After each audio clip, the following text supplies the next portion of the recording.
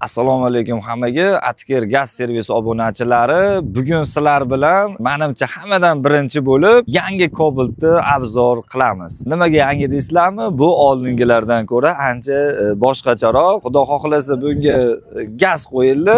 Buni hozir bitta nima qo'yilgan, nima qo'shimchalari bor. Hozir sizlarni birma-bir tanishtirib o'tamiz. Birinchi motor qismidan boshlaymiz. Buni bizga zavod tomonidan eksperiment tekshirgani berildi va biz buni poligonda tekshirgani keldik. Hozir buni sizlar bilan yurib tekshiramiz. Nima o'zgarish bo'ldi?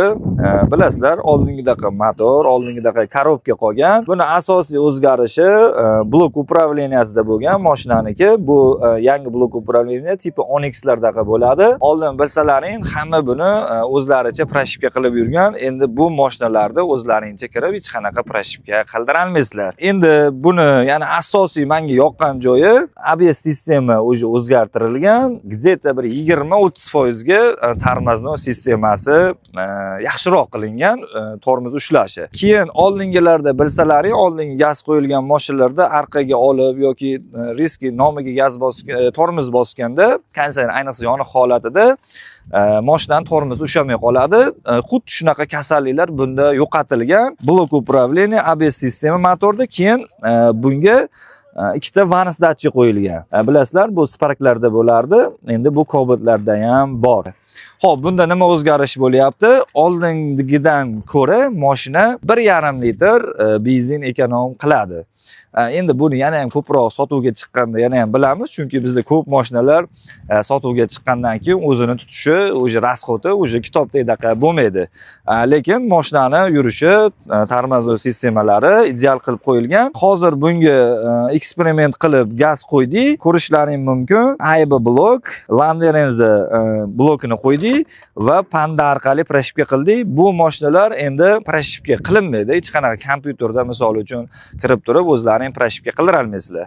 O'shaning uchun bunga panda qo'yildi va ikkita blok, o'sha AEB blok va Landerenzada programmalarni yurib turib nastroyka qilib oldik. Komplektatsiyamiz o'sha reduktor, injektor I+, o'sha reduktorlarning yaxshisi, zapravishniisi bu yerga qo'yildi. Bu eksperiment bo'lgani hisobiga komplektatsiyani o'zgartirish mumkin, lekin hozirda biz qo'yib tekshirgan ideal komplektatsiyamiz shu Italiya komplekti bilan bo'ldi. Endi bitta salon qismi ham menimcha qiziq bo'lsa kerak. Tashqi kuzov qismida hech qanaqa bir ochiq o'zgarish men sezmadim. Endi asosiy bizning ishimiz gaz bo'lgani uchun asosan motor qismiga qaradik. Xo'p, ko'rsatsangiz bo'ladi. Xo'p, bunda nima o'zgaryapti? Bu qismida mana pastroqda ikkita обогрев sidenkaga knopka qo'yilgan. Pastda bu oldingilarda bo'lmagan. Magnitofon bu boshqa aytishlar bo'yicha boshqa pozitsiyalarida bu monitorlik ham bo'lib chiqargan. Tablo o'zgaryapti, ko'rishingiz mumkin. Zoid qilamiz. Xo'p, tablo o'zi boshqacha ko'chaga chiqib qo'ydiradigan o'sha cruise control, mana va multimedia nastroykalari o'zi tayyor. Bu o'zi bilasizlar, bunaqa chiqmaydi, ko'pchilik chiqib qo'ydirib oladi. Qisqasi yana ham o'zgartirishlar kiritildi. Bunga misol uchun metan, propan xohlaganlaringizni qo'yishingiz mumkin, lekin bizda talab ko'proq metanga bo'lgani uchun ham metanda mashinani idealni qilib yurg'izish sal muammo bo'lgani uchun bunga metan tanlov qildik. Metan qo'ydik. Hozir endi sizlar bilan bitta buni haydab tekshirib ko'ramiz. Xo'p, mashinamiz o'zi gazda. Mana ko'rsalaring bo'ladi. Mana gaz. Endi hozir bu polni ustanobga qilib tashlanmagan, bo'lsa benzin, gaz. Olib ketdi.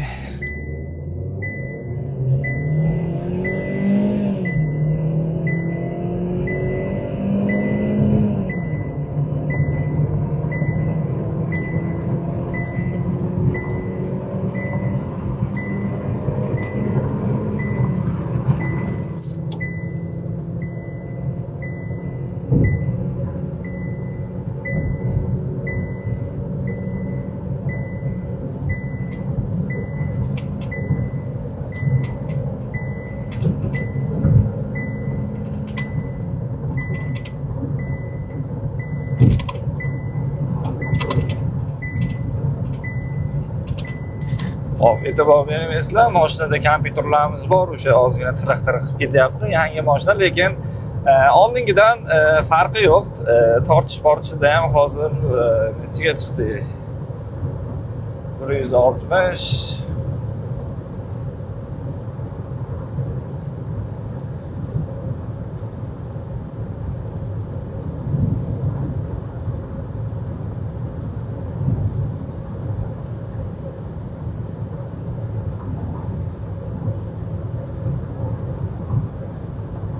o'zi 170 ga qarab ketyapti. Men sezganim oldingidan farqi yo'q. O'sha Cobalt faqat rasxod kamaytirish maqsadida ozgina motorchasida plusi ABS sistema yana ham kuchliroq bo'ldi. Lekin bir tezligida oldingi Cobaltlardan farqi yo'q.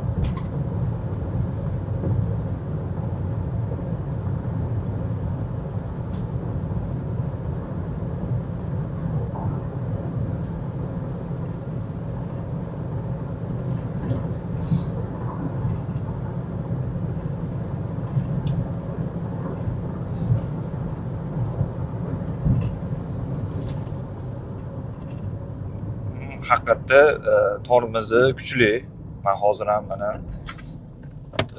tormozlayapman. Haqiqatda men kattaroq sezgan farqim tormozda, lekin tortishida oldingilardan farqi yo'q. Oldingi Cobaltdan. Endi e'tibor bermaysizlar, faqat ochkida obzor qilyapman, chunki quyosh chiqayotibdi, ko'z yaxshigina olyapti. Xo'p, mana yurib keldik. Yurishi yaxshi. Men o'zim aytganimdek o'sha tortishida ortiqcha rezultat sezganim yo'q. Oldingi Cobalt bilan bir xil. Endi o'zgarishlarda o'sha baribir ko'chada ham ko'pchilik olib chiqib turib qiladigan o'sha multimedia o'zgarishlar hamma yoq qilib qo'yilgan.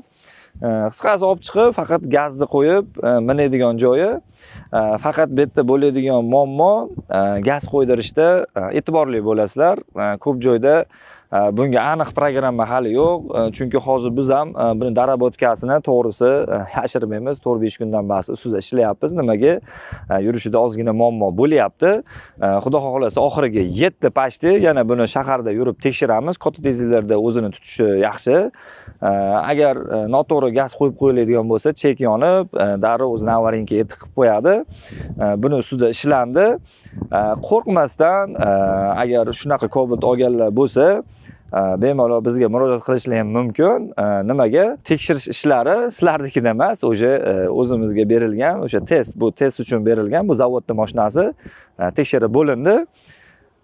Xizmatlar bo'lsa, bemalol nomerlar qoldiramiz, aloqaga chiqarasizlar, sog' salomat bo'lasizlar.